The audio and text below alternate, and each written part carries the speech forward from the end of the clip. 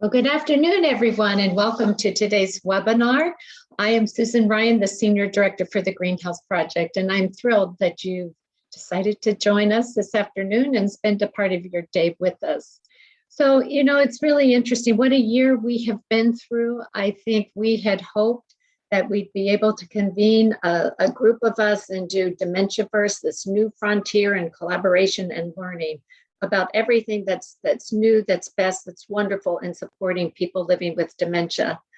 Unfortunately, the Delta variant had other ideas in mind, and so we weren't able to do that conference. But what we did determine to do is that we are going to invite some of those speakers that we believe bring such critical insights for such a time as this.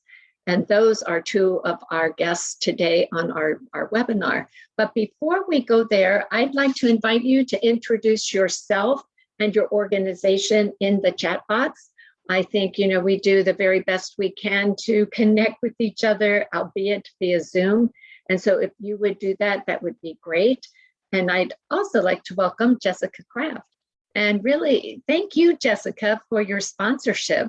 Jessica is a part of LifeStar Living, and I've invited her on to share a bit more about LifeStar Living, and debt of gratitude to you, Jessica, to Joel, and to the team at LifeStar Living. Jessica? Thank you, Susan. My name is Jessica Kraft. I am the Executive Vice President of Sales and Marketing with LifeStar Living. And so it is really our honor to be here today and to be able to join the efforts by the Greenhouse Project, by Dementiaverse. It definitely aligns very closely to what our organization is focused on and what we are visioning for the future of senior living. So for anyone who may not be familiar with who we are, as we are a relatively new organization, we just began LifeStar Living actually in the midst of the pandemic. Last July, Joel Anderson and his partner David Falk had gotten together with a dream and an idea to really create an organization that would build, develop, manage, market, and sell communities that were very different. And so it's Susan and I were talking about yesterday. It's sometimes hard to look at the past year, and we tend to look at the things that have been struggles for us, or the items that have kind of been the darkness, if you will. And we as an organization are really taking that opportunity to say, how do we find the blessings in all of those experiences that we've had? How do we learn from those experiences? And how do we really use that as an energy for ourselves to make the future of senior living different? And so we are very much focused on expanding our footprint in that Florida area, if you will, or in the state of Florida. So we are providing services to communities that we are building, as well as communities that are select third-party partnerships to that. But for us, it's really about aligning with that vision. And that vision is creating communities that are very experiential. They are doing something different. They are dynamic. They are opportunities for seniors to thrive, whether they be 55 or 95. And so really providing all of those opportunities and environments that are to age through that continuum. So we're excited to be here. We're excited for what lies ahead. As I was saying to Susan yesterday, I'm definitely the optimist. And so I have only the brightest lights in my future. And I know that as an organization, we are definitely here to make a change and well on our way to do so. So we're excited to be here and to align with you. Well, yeah, you couldn't have said it better. And I align myself with optimists as well. And Jessica, the work that you are doing along with Joel Anderson and the team there is really incredible. And again, it was a no-brainer when we were planning Dementiaverse and it to be an in-person conference. Joel readily stepped up with your support as well. And so it just, again, ton of gratitude to you and LifeStar Living for enabling this webinar today. So thanks for that. And we will continue the conversation with LifeStar Living as we go forward. But I'd love to invite our two guests on today, Dr. Al Power and Dr. Jennifer Carson. They are two respected leaders, distinguished individuals, and they're people that I call my friends. So I get especially excited to introduce them. And I would say of both of you, you have challenged us all to go beyond better and to think differently. And today will be no exception. And you're really going to draw from those lessons that you learned through the pandemic. But I am going to read just quickly your bio so that folks who may not have fully gotten to know you as I have will be able to get a glimpse of who you are. Dr. Jennifer Carson, the Director of Dementia Engagement, Education, and Research Program at the School of Community Health Sciences at the University of Nevada in Reno, works collaboratively with tribal, rural, and urban communities to transform the culture of dementia as the Director of Dementia Friendly Nevada. Jennifer also works with health and long-term care organizations to strengthen, support, and sustain dementia inclusive practices. And we'll unpack that a bit more today. She brings a commitment to service, collaboration, and innovation built upon more than 30 years of practical experience in the fields of long-term care and aging services. Dr. Al Power is an internist, geriatrician, and Schlegel Chair in Aging and Dementia Innovation at the Schlegel University of Waterloo Research Institute for Aging in Ontario, Canada. He is also Clinical Associate Professor of Medicine at the University of Rochester, New York, and an international educator on transformative models of care for older adults, particularly those with changing cognitive abilities.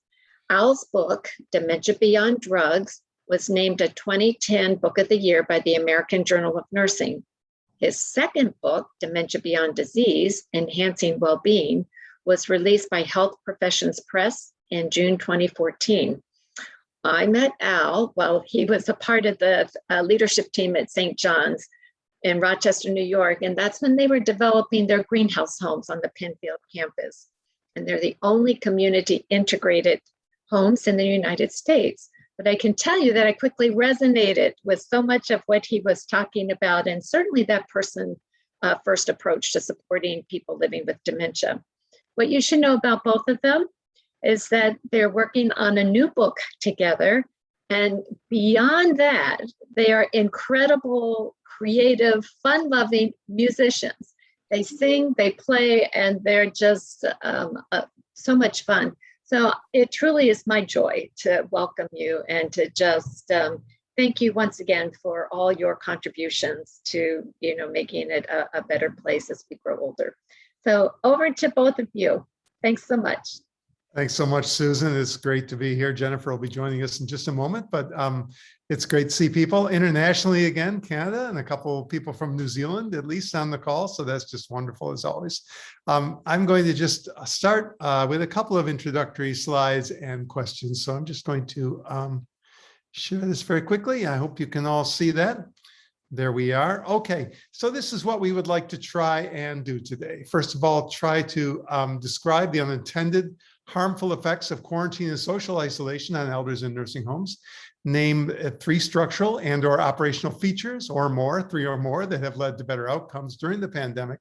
And to use what we've learned to challenge conventional thinking around dementia-specific housing, because that's what we're doing these days, and suggest ways to negotiate risk while optimizing meaningful engagement.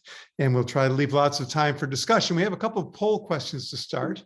And the first one is this one. If you look at this Eden alternative framework for well-being, identity, connectedness, security, autonomy, meaning, growth, and joy, which domain of well-being do you think has been most challenged for you as an individual during the pandemic? Just choose the best one, please, and drop it in there. And we'll do this for about 30 seconds and see where our attendees are at right now.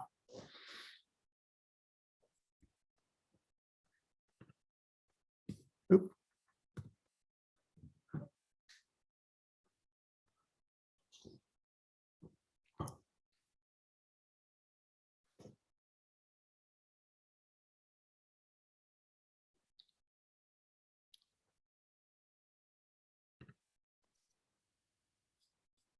Okay, has everybody had a chance to put something in there?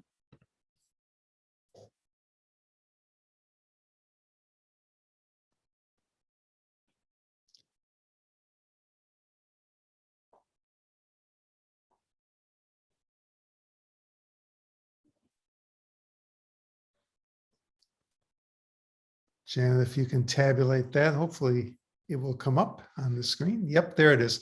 So connectedness. Well, what a great group for this talk, because that's a lot of what we're going to be talking about today. Obviously, joy has been a problem. Security, identity, that's really interesting. When I talk a little bit about recreation later in the talk, we'll get on that. Security, yep, meaning beautiful. Okay, wonderful. We're going to ask one more similar question, and that is, during the pandemic, which well-being domain do you think has been most commonly challenged for the residents, for the elders you care for during the pandemic? So let's just do that once again very quickly.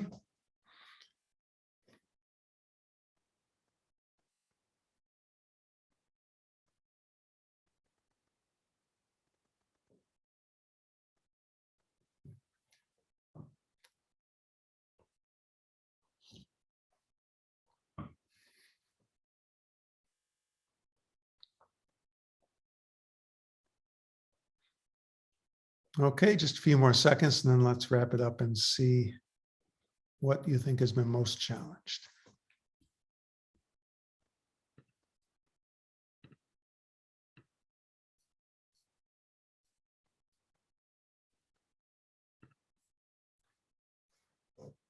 Connectedness again, once again, no surprise, and I'm glad you're here because we're going to try to unpack that a little bit today. I saw in the chat box, someone just introduced themselves from Incline Village, and I know now because I went to visit Jennifer a few weeks ago where Incline Village is, because I accompanied her and her husband Peter on stage in Lake Tahoe to play some music for the folks in South Lake Tahoe. But welcome everybody, and I'm going to turn it over now to Jennifer, who's going to take us through the next several slides. Thank you, Al. And we are actually going to share some research with all of you today that will really resonate with the responses that we just saw in those polls. I'm going to, let me fast forward to our first learning objective, which is to really describe the unintended harmful effects of quarantine and social isolation on elders in nursing homes. And we probably don't really need to describe this much for all of you because so many of you have witnessed this firsthand. Note that a lot of the content that I'm going to be sharing today is part of a publication, a recent publication in Healthcare Management Forum that Al and I co-authored together. And while much of the evidence we cite in this article is drawn from a Canadian long-term care context, in the article, if you access this article, you'll actually see comparisons drawn to the United States and other countries based on the evidence that was available at the time that we wrote this article. We hope that this article, alongside others that have been written on this subject, can really be helpful to all of you in your advocacy efforts as we work to find our new normal and as we stabilize and recover as a field, as we continue to protect the lives and the livelihood of the people within residential care communities. This is a unique time and opportunity for us as a field to take this evidence and to use it to address necessary and long overdue improvements. And so let's begin with our first objective today to describe the more common, we may not be describing all, but some of the more common unintended and harmful effects of social distancing efforts in long-term care. And then we're going to describe how not all social distancing efforts produced the same negative outcomes, and in particular, greenhouse homes. Greenhouse homes found a way of practicing social distancing while protecting the well-being of the residents and care partners within those homes. Social distancing efforts recommended by public health experts and regulators, while necessary and very well intended to keep people safe from disease exposure, actually threatened other vital aspects of health and well-being. And so let's look at a few of these hidden dangers. So first, and by the way, I'm going to give you a whole bunch of research, a lot of research, so I have notes with me so I don't misinterpret the research findings for you. But first, I want to turn to a 2021 Canadian Institute for Healthcare Information report. And this report found that during the pandemic, there were actually far fewer long-term care physician visits, so doctors coming in to communities, and fewer hospital admissions for most medical illnesses. However, this doesn't mean that there was less need of medical care. It just means that during the pandemic, medical care has really been less accessible for long-term care residents. Now, when these same residents did find themselves in the hospital, this report also reported that, that there were greatly increased waiting times for readmission back to the long-term care community from the hospital. For example, in the province of Ontario, and we all know how difficult the hospital environment can be, particularly for people who are living with dementia, but they saw a really long wait time for residents to come back into their long-term care communities from those hospital stays. And that was really difficult because while these residents were in hospitals, most of them were unable to receive any kind of support from loved ones as essential caregivers until just recently. It's also widely known and understood that the pandemic created enormous disruptions in staffing and daily care routines. Communities across North America have endured historically high turnover rates.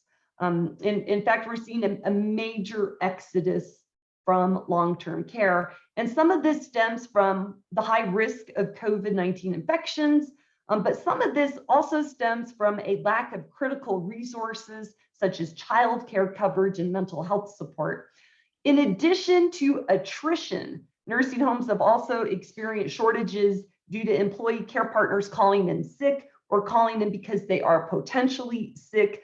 Of course, it is a very sensible practice to have people stay home if they have any active symptoms of something that could be a contagious illness. We are not here to dispute that practice. It is and remains a necessary practice, but it's important for all of us as a field to recognize the impact these critical workforce challenges have on the health and well-being of residents, and actually, interestingly, on infection control practices themselves. So daily care routines have been significantly disrupted as a result, and communities are really striving to meet even the most basic of resident needs. So in response to isolation and disruptions in daily care and support, what we've seen among residents is a significant increase in distress, or what some people mistakenly refer to as dementia behaviors, or what some people call neuropsychiatric manifestations, but especially among residents who are living with dementia. A review by Manka and colleagues identified 5 different studies during the pandemic that showed significant increases in neuropsychiatric manifestations among people who were living with dementia who were isolated because of COVID-19 restrictions. In response to this increase in distress, what we've also seen is a small but still very significant increase in the already prevalent use of antipsychotic medications to treat distress, as non-pharmacological approaches seem really out of reach to our weakened and overburdened workforce. So I can't wait to move on to information that is more positive, folks. But before we do, just for the record, let's take a moment to recognize some additional and obvious harmful effects of the required social distancing. We don't actually need scientific data to report on these effects. They are all very clearly observable, but let's talk about them anyway, because it's important. In an effort to really slow the spread of COVID-19, regulatory bodies, responded with these lockdown and isolation directives. These are logical and they are well-intended efforts. However, they tended to look at policy purely from an epidemiological perspective without fully appreciating other effects that might take place on those very same vulnerable people that the policies were meant to protect. So gatherings in common areas such as meals and group activities were discontinued. Residents received meals in their rooms, and in many cases, they were confined there for very, very long periods of time. Family members and friends were prohibited from visiting. Many residents didn't see a spouse or another family member in person, except possibly through a window, if you were lucky to have a first floor window, or maybe through an electronic screen if you're fortunate enough to be able to use technology for over a year. And so sitting in their rooms, residents experienced increased boredom, decreased physical activity, decreased time outdoors, decreased sunlight, and all of which greatly diminished health and well-being. The effects of loneliness and isolation are very well documented in the scientific literature, and particularly striking among older adults. As the pandemic progressed, studies from across the globe really showed us the harmful effects of confinement among adults of all ages. So in short, we have all experienced these effects to a certain degree, but in long-term care communities, these effects have been devastating. For example, Van der Roost and colleagues studied 193 Dutch long-term care residents without dementia and found that after 6 to 10 weeks of isolation, there were significant levels of loneliness and depression reported, and marked increases in depression, anxiety, irritation, agitation, appetite disturbances. In fact, Dan Danilovich and colleagues reported significant weight loss within just 30 days of lockdown in a 240-bed nursing home in Chicago.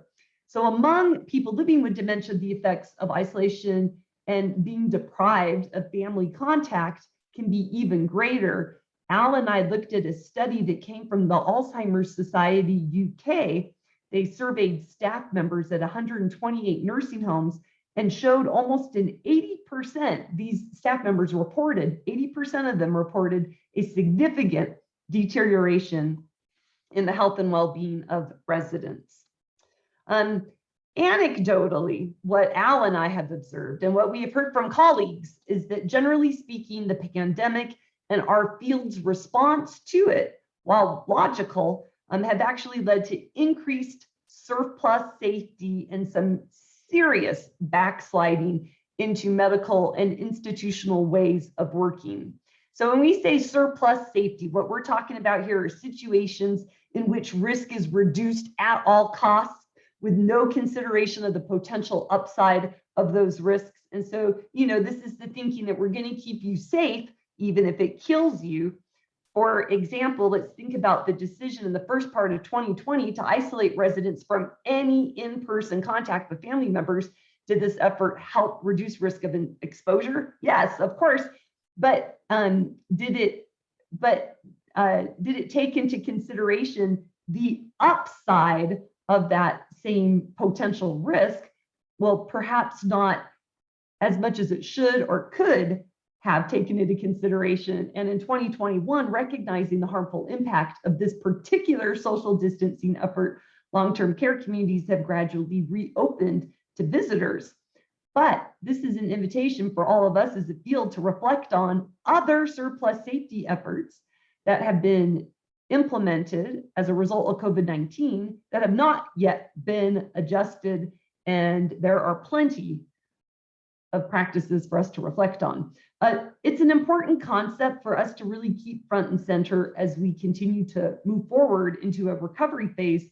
We really need to revisit policies in care settings that might eliminate a feared outcome, but in the process create new and sometimes even worse problems. So all of this to say, and it's an understatement, that long-term care settings have been hit hard by the COVID pandemic, and this has resulted in a more rapid decline of resident functioning, cognition, and health, and a staggeringly high excess mortality rate. In fact, Al and I looked at a study, November 2022, a study conducted by Dr. Stephen Kay of the Institute on Health and Aging at the University of California, San Francisco. And they estimated that in the United States, there were as many as 40,000. Again, this is only November of 2020. At that time, there were 40,000 excess long-term care deaths, not directly related to COVID-19, but as an unintended consequence of isolation and quarantine practices. However, these unintended harmful effects were not the plight of all long-term care communities. Some organizations really did fare much better and are continuing to fare much better than others. And so Al and I also wanted to write about that. And today, with the amount of time I have left for my portion of this talk, I'm just going to share with all of you 3 structural and/or operational features that have led to better outcomes during the pandemic. These are features that if you have not yet implemented these features, if you have not built these into the DNA of your community, we would just strongly encourage you to do so. There's no time like the present. It's not too late. And these practices are incredibly helpful in providing better outcomes. The 3 features that Al and I want to share with you today that we write about in our article: dedicated or consistent assignments, however you want to phrase it, a household model of care and support in conjunction with private resident rooms, and effective communication processes. Operationally speaking, most nursing homes frequently rotate their staff assignments rather than having the same care partners consistently assigned to the same cohort of residents. Now, while cohorting of staff and consistent assignments were, of course, encouraged during the pandemic, it was really hard for communities to achieve due to the chronic staffing shortages. The situation was further complicated by our field's common reliance on agency staff to address staffing issues. Such workers work per diem shifts, usually at several different homes in a month, thus increasing the risk of transmission from one home to another home. It's also common practice pre-pandemic for long-term care communities to have a large contingent of part-time staff as organizations kind of skimp on benefits. And in fact, Al and I found a study in Ontario that actually described many workers as really needing to work multiple part-time jobs in order to achieve a living wage. And so again, setting the stage, when you're working multiple jobs at multiple homes as a part-time staff so that you can achieve that living age, what we're really doing is just setting the stage for increased COVID transmission from one home to another home. A UK study of over 5,000 care homes surveyed in May through June of 2020 showed significant increases in the risk of COVID outbreaks for homes using agency staff, larger numbers of part-time staff, and for those who did not offer statutory sick pay for employees. So the COVID-19 pandemic also revealed the shortcomings of the built environment of many long-term care communities. Many communities house hundreds and hundreds of residents and have rooms set up for occupancy by 2 to 4 people with only a curtain between their beds and with shared washrooms and showers. This is a recipe for disaster pre-pandemic and during the pandemic and post-pandemic. In a study of 618 Ontario long-term care homes, Brown and colleagues found significant association between resident deaths from COVID within larger homes especially that were built prior to 1999 building standards that had higher numbers of multi-bedded rooms. Homes that scored a high crowding index, as they called it, this is the number of residents and shared bedrooms and shared bathrooms. If homes had a higher crowding index, that crowding index had double the death rate of those with a low crowding index, folks. Here's something so important for everyone to hear. The study estimated that if all of the multi-bedded rooms had been converted to single rooms before the pandemic, over 30% of deaths in those homes could have been prevented. 30% of deaths could have been prevented by having single rooms. Now, this connects to better outcomes also experienced within a household model with private rooms. Now, Zimmerman and colleagues studied a sample of 219 homes, which included 172 greenhouse homes and 47 very similar small houses that officially joined the Greenhouse Project in early 2021. And the COVID-19 data from this cohort of small homes and greenhouse homes were compared with small and large nursing homes that are more traditionally designed and staffed, but geographically proximate. And what the data showed was a clear and very striking benefit to the greenhouse or small house model. In fact, let me give you the actual data. The median or middle value, the median rates of COVID-19 cases per 1,000 resident days were 0 in greenhouse and small house homes and nursing homes with fewer than 50 beds, while they were 0.06, or in other words, 6 per 1,000 in nursing homes with more than 50 beds. Clear data, folks, smaller is better. Now let's look at COVID mortality. The median rates per 100 COVID positive residents were 0 in the greenhouse homes. Okay, 0 in the greenhouse homes and small house nursing homes compared to 10 deaths in nursing homes with fewer than 50 beds and 12.5 deaths in nursing homes with 50 beds or more. Okay, 12.5 per 100. And so both when we look at transmission rates and mortality rates, clear data, folks, something that we all probably could have assumed would have happened, that smaller is better, that the greenhouse homes and small homes performed better. And I feel like it's like superficial to use that word, performed better. Folks, people lived, right? Their actual lives were supported. So really important data. The possible reasons that the researchers offered for the lower infection and death rates closely mirrored many of the other risk factors revealed in other COVID-19 studies. These include small household size, private rooms, private rooms with their own ensuite washrooms and showers, versatile staffing, decreasing the number of different people needed in each household. In addition, consistent staffing is really a core feature of the greenhouse model, and decreased agency use. And then we could look at pay. The pay for versatile care workers is generally higher than standard pay for CNA equivalents, and more people are also able to work full-time in one location with the greenhouse and small house model. And so smaller is better. A third feature that we just briefly want to describe are effective communication processes such as huddles.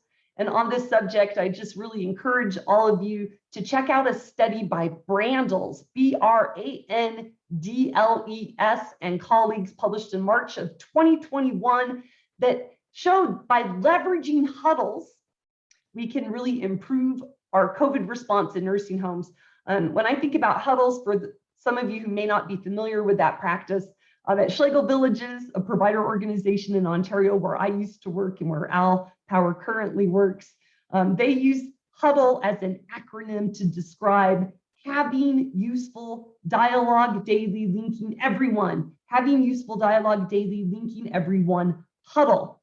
These are interdisciplinary daily discussions to help teams of care partners work together to address complex issues like COVID. COVID is a complex issue. You know what else is a complex issue? Al's going to talk about dementia inclusion.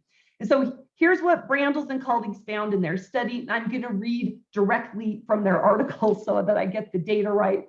90.33% of huddle participants said that they learned at least two new ideas by participating in these huddles, and 89.17% strongly agreed that participating improved their ability to lead change and make improvements within their organization together. And then we looked at the qualitative data in their study also, and the participants, quote, echoed gratitude for a centralized source of information and dissemination of best practices. And the huddles provided a sense of positivity and community. And folks, that's what we need more of. We need positivity and community. Huddles are a great way to achieve it. Going back to the article, they say, in summary, leveraging nursing home huddles at the national, regional, local system or facility level may serve as a guidepost for future pandemics. Gosh, I hope we don't have a future pandemic, or work where guidance is new or quickly evolving. And just anecdotally, I want to mention that prior to the pandemic, I completed a participatory action research study in partnership with Carrollwood's retirement community in Chapel Hill, North Carolina, focused on dementia inclusion. And one of the practices we implemented as part of that project were daily shift huddles, bringing people together every shift, every day, every neighborhood. And we implemented that before the pandemic, and then the pandemic hit. And guess what? They had already built that communicative muscle. And in addition to consistent assignments, a neighborhood model with private rooms, huddles have been identified by Carrollwoods as one of the most important practices that they feel strengthened their incredibly successful COVID response. And so let me summarize all this before passing the microphone to my friend Al. If you look at the available evidence during the COVID pandemic, there's something that Al and I are calling a pandemic irony. And that is that some of the best evidence for what we could do to minimize the morbidity and mortality of this medical crisis has actually been shown by homes that have moved the farthest away from the medical model of long-term care. Pandemic irony. You want to improve, you want to have better outcomes during a medical crisis, move away from the medical model of long-term care and towards social and relational approaches. It's never too late, folks. Never too late to work towards a transformed culture. And so with that, Al, I'm going to pass the microphone to you for our next 2 learning objectives. Oh, thanks, Jennifer. You're a hard act to follow as always, but I have to go next, so I will try to do my best. I just want to, you reminded me of a quote, and Jennifer and I interviewed a lot of people when we talked about inclusion for people with dementia and unlocking and desegregating memory care. And we talked to Sue Ellen Beatty, who's the CEO of Sherbrooke Community in Saskatoon, Saskatchewan, a wonderful home that is very highly transformed through the Eden Alternative. And Sue Ellen said, I realize why I've been so exhausted for the last year with COVID. I've spent all my time perfecting things I hate. It's just absolutely exhausting. Like you work your whole life to create a place where people can have well-being, and then you just dismantle all this and lock people up. I really am serious that everybody knows what it feels like to live in a locked place now. And I think that is really a very insightful observation. So thanks, Jennifer. And I'm going to move on. And before we talk a little bit about engagement, what I would like to do first is to maybe in honor of the Atlanta Braves, who've recently won the World Series, I'm going to take you out in left field for a moment. So let's look at some things a little differently. And I'm going to go with a couple of polls and ask you a couple of questions. And I just want your best guess. I don't have right answers for this, but the first one is, do you think the pandemic has actually increased the justification for having separate living areas for people living with dementia? And just your best guess. Yes, it has justified the need for separate living areas. No, it has not. Or 3, I don't really know. So let's just do a very quick poll and see what you think about that.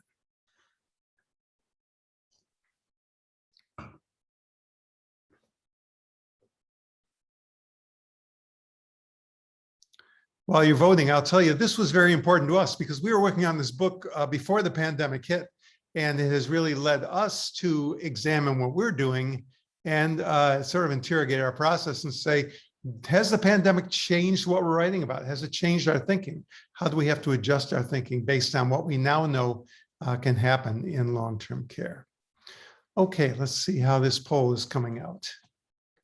Okay, so a slightly greater number has said yes versus it has not justified. And a number are saying, I'm not sure. And those are all legitimate answers considering what we've been through, I would say. I'm going to jump to another question before I discuss these things. And that is, do you think people living with dementia are more likely to spread or catch COVID-19 than those without dementia? Your choices are yes, they're more likely to spread and catch. No, they're not more likely to spread or catch it. Or number 3, a third one, they are more likely to spread it, but not necessarily more likely to catch it. And the last one is who knows? So once again, I'm not sure I have an answer, but I'd like to know what people's thinking is on this.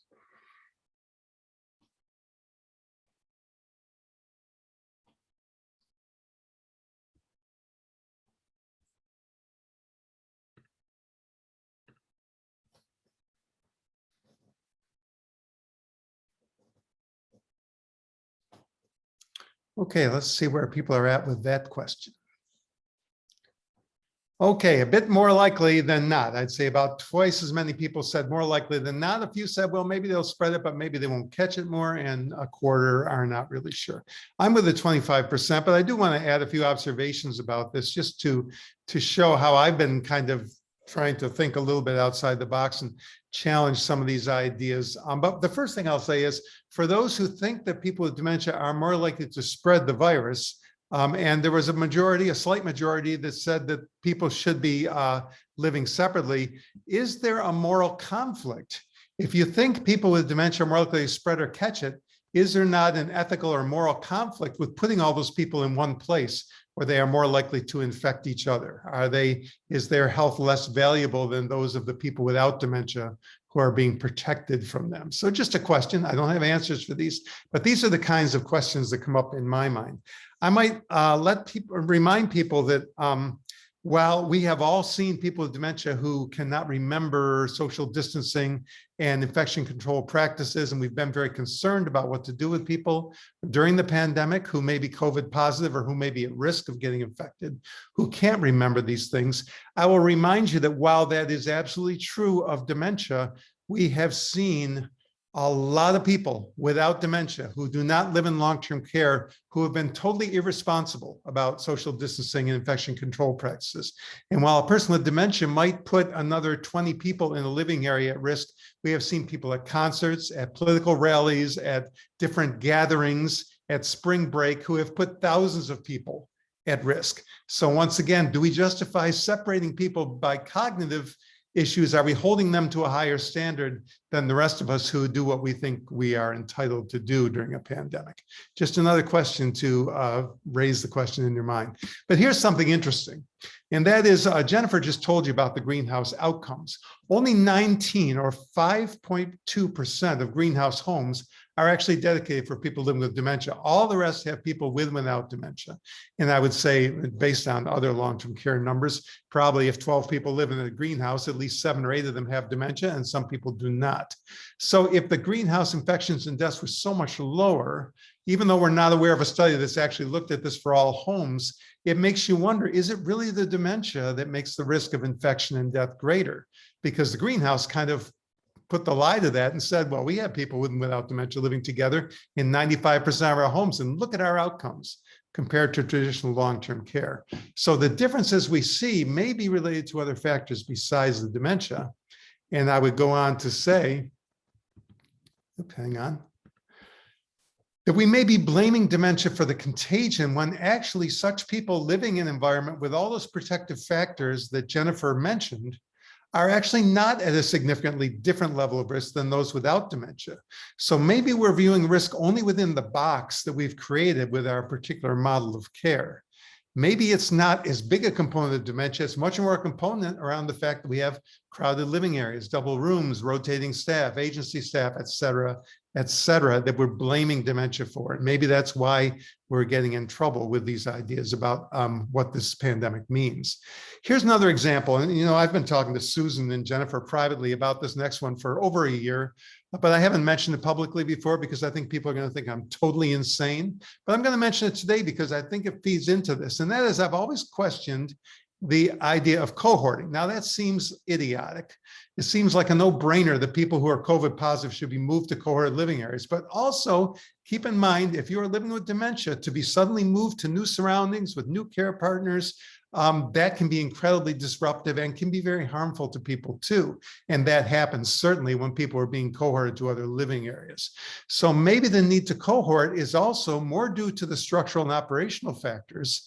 And the cohorting makes less sense if you have an idealized environment, such as we've approached with greenhouses. Now, I'd like to tap in with Susan about this, and maybe she can give us her feedback. But my guess is that most of the greenhouse homes did not have a separate place that they could send all their positive people to. And I know at St. John's Penfield, where my mother lives and which I helped plan for in Rochester, Well, first of all, they went for over a year without a single case of COVID. They were written up in US News and World Report for doing that. But finally, in the summertime, they had a case. And what they did was they kept that person isolated with their open floor plan, with their distancing. They were able to defend in place, is what I would call it, and actually take care of that person without moving them out to some cohorted area. And so once again, do we cohort because it's good infection control practice? Or is it only good infection control practice with the kinds of buildings and staffing models that we have become used to? And even things like this that seem like no-brainers, we can bring into question when we are, in fact, using a different model. It seems to me I haven't used big slides. Let me give you big slides. Okay, so the last thing here is next thing is how can we suggest some ways to negotiate risk? We talked about the risk of contact, but also the risk of isolation.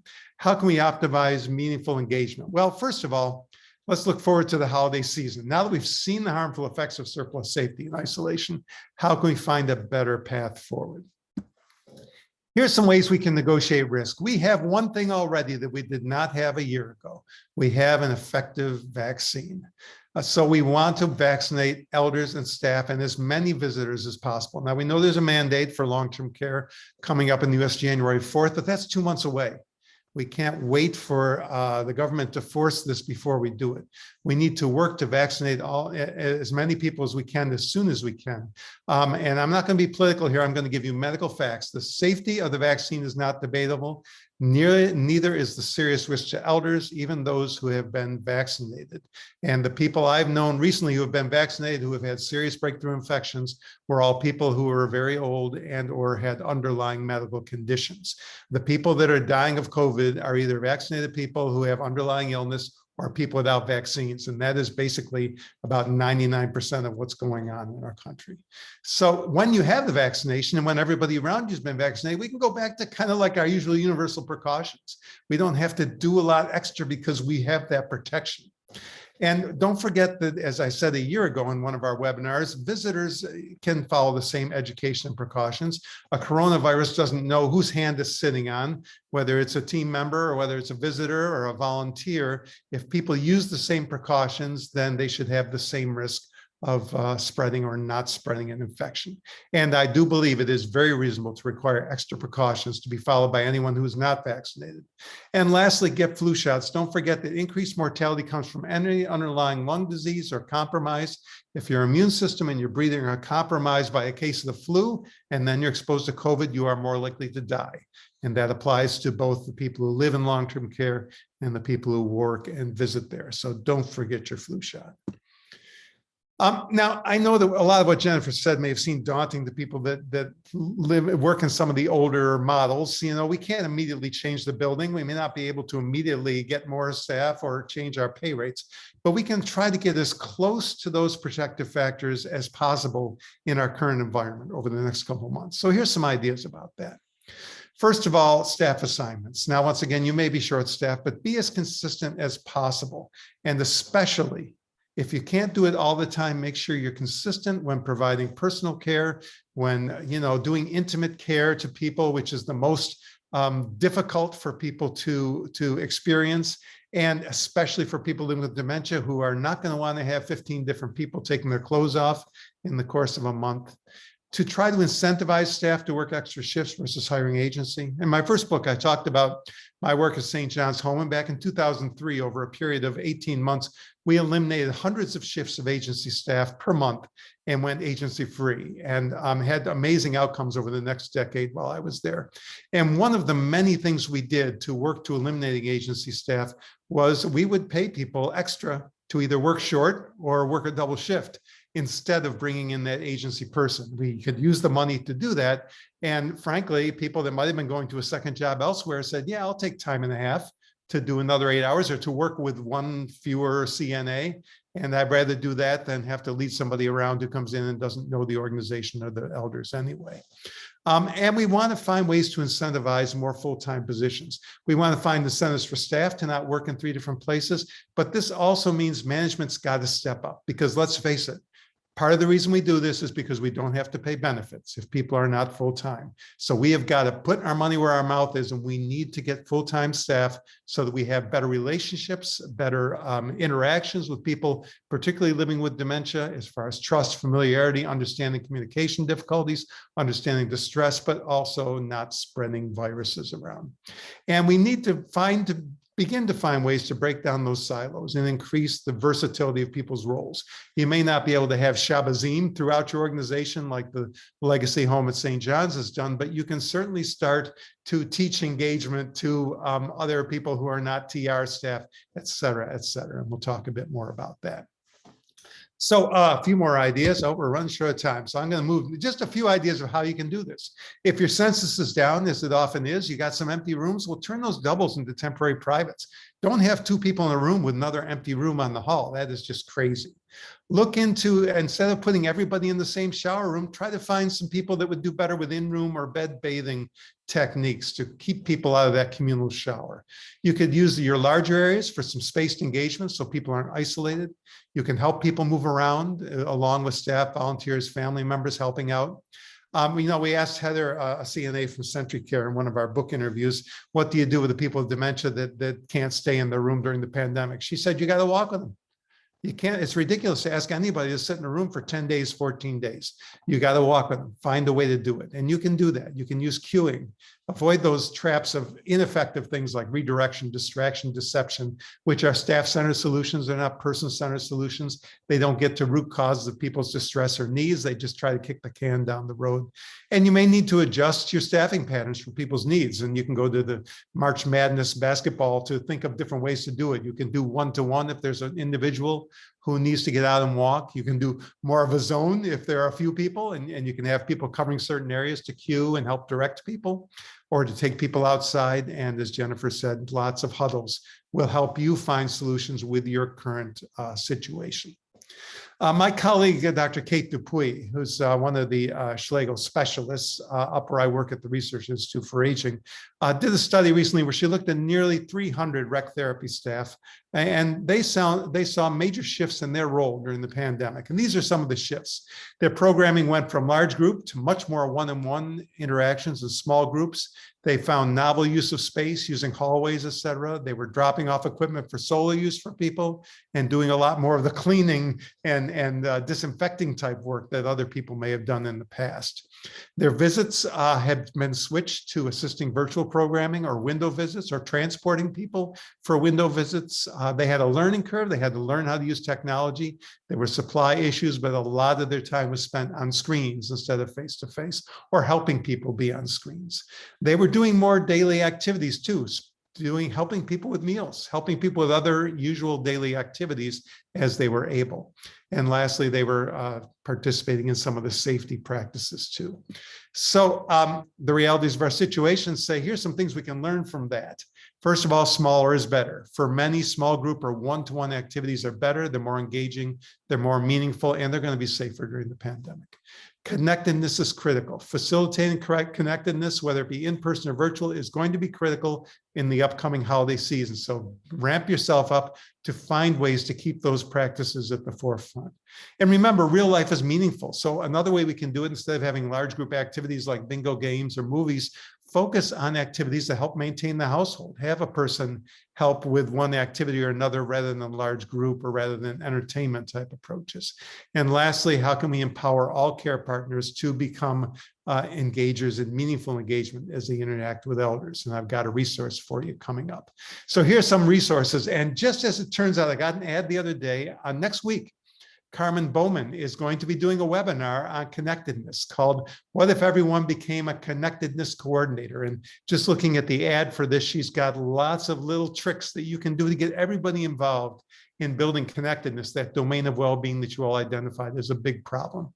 And it's a pretty inexpensive one. It's only $20 to join. I would suggest you look into that. Matter Lifeways has telephone topics. Java Music Club now has an online series called Java Connects. Dementia Conversations has people with dementia who are leading conversations for people with dementia and without every week, and Jennifer can tell you more about that. The Dementia Action Alliance has the Storytelling in Action and other online engagements. Karen Stobie and Monday Carter have their Being in the Moment, which is resources for people with dementia and caregivers, particularly in the community. And Capital Care has a wonderful neighborhood time project that I talked about with them on a webinar last year. So just a few ideas. We will give you a copy of this PowerPoint so you have all those engagement resources. But I want to stop before we run out of time. And I would love to hear your solutions too, because I mean, you know, Jennifer and I are kind of on the outside and you've probably found some amazing things. So I'm going to stop sharing now. I thank you for your attention and we'd love to hear from all of you with any questions you might have or any comments that you'd like to share. Wow, that was amazing. Thank you so much. That was terrific. You guys did not disappoint, and really love the setup with research and then certainly some of those practical suggestions. So here's a question. How do you suggest influencing leaders to create more open access to outdoors for elders?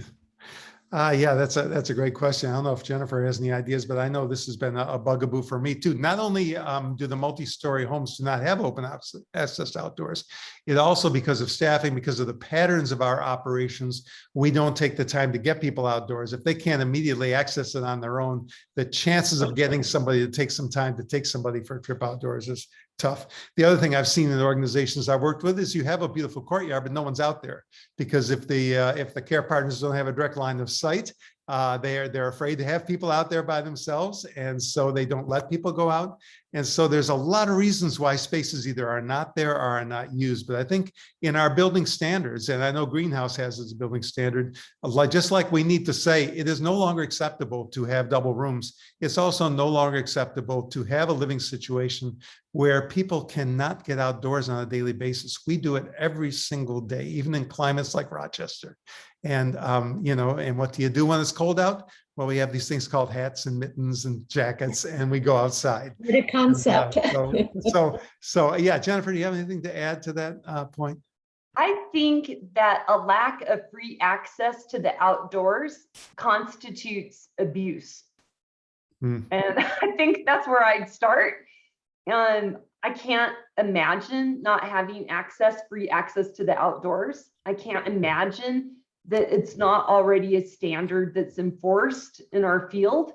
And so I think I would lead with the resident rights argument that people have the right to have fresh air and sunshine. People have the right to have free access to the outdoors, to a safe outdoor environment. And if people are having a hard time because of staffing shortages, which we know exist, you know, we understand that, then start exploring things like buddy programs where you can have a safe, socially distanced person to go with you. It doesn't have to be an employee care partner. It can be a volunteer. It can be another resident. But to look for opportunities for people to enjoy the outdoors together safely. But I think I definitely would encourage folks, consult resident rights, lead with residents' rights, because that's a pretty powerful argument. And I don't think you're going to get any pushback. You don't need to look for data. The data on sleep, on bone health, on exercise, on mood, it's all there. It's medical care. If you want to medicalize it, it's medical care to get outdoors every day. Absolutely. I mean, even in our immune system and building, you know, vitamin D levels, I could go on and on. I won't. So just a couple things. Is there a relationship between staff well-being and elder well-being? Anything in your research? I mean, I think to me it would seem logical, but I would love to hear your thoughts. Yeah, I can't quote research. Jennifer knows a lot more about research than I do, but I can tell you that every time you get on a plane, they tell you put your own oxygen mask on first before helping others. And we often use that metaphor to say you cannot bring well-being to somebody else if you don't have it yourself. If you don't feel a sense of security in your job, if you don't have any choice and control, if you don't have purpose, how are you going to bring that to somebody who's vulnerable, who's living with dementia, who's frail? The Eden Alternative has a golden rule: as management does unto staff, so will staff do unto elders. And I think that absolutely applies to the well-being framework. Yeah, I would just add that well-being is definitely a reciprocal experience. And if care partners are not also experiencing well-being, they cannot support the well-being of residents, folks. And so a really great resource to that end, if you want to go get some research to support our need to, protect and promote the well-being of care partners, the work of Mike Nolan in the UK with his relationship-centered framework is some of the best research that I've read in this area. Really helps set a compelling argument about the importance of relational approaches to care and support. Also great work coming out of Ontario, Canada. Dr. Sherry Dupuis, Dr. Pia Contos also work in the realm of relational care and support and its importance. I love that. I'm going to give one more question. And first of all, thank you for the advocacy push on resident rights, human rights. There have been a lot of great chats that are going on. So everybody should be looking there as well. But here's the last question that I have for you. Regarding cohorting, how might surveyors respond to moving away from the traditional cohorting approaches? Since you shared a bit avant-garde idea, Al, and one in which I did resonate, we don't have time to fully unpack it, but I'd love to hear kind of Well, your. I don't want to put the cart before the horse, because that would be irresponsible. I do think that the way many of our operations and our buildings work today, cohorting still makes sense. The reason I questioned it is because I know there are dangers to cohorting, just like there are dangers to isolating people, particularly people with dementia. So I think the first step, just like the first step to eliminating drugs, antipsychotics for people with dementia, is to change the way we support them. And then you can take the drugs away and be successful. The first step to not cohorting people is to change the approach to care, change to households, change to private rooms, change to consistent assignments, change to outdoor access, versatile care partners. Once you do that, you will find that the need to move people, I think, goes away. Just like we found in many of the greenhouse homes. And can you confirm, Susan, that the majority of greenhouse homes did defend in place versus sending people out if they were positive? Is that true? That is true. For the folks that I did, first of all, they had fewer cases. And secondly, they had all private rooms and smaller households. And so it was a lot easier to contain in that manner. So to your point is well taken.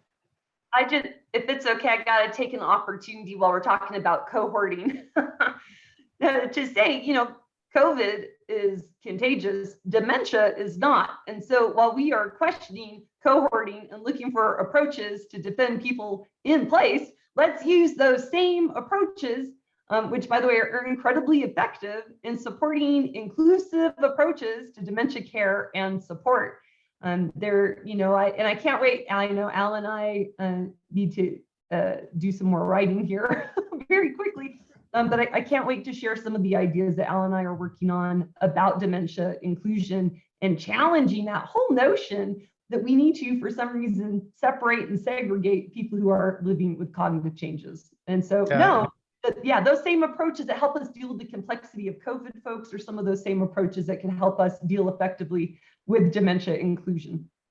And I think just to summarize a point I made earlier, we have really challenged ourselves during the pandemic with the book we've been writing. And I think what we both decided is that absolutely we have not changed our mind about whether people with dementia should live in inclusive environments. We don't think the pandemic argues against that successfully. And that's what we hope to show.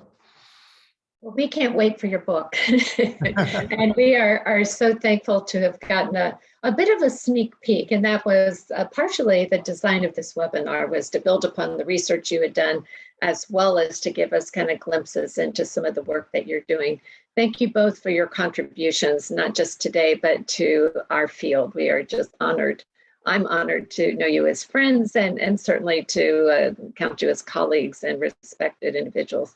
So thank you so much. And Janet, if you want to get those final slides up, and want to let everybody know that this recording will be available. Janet will get it out to you at some point.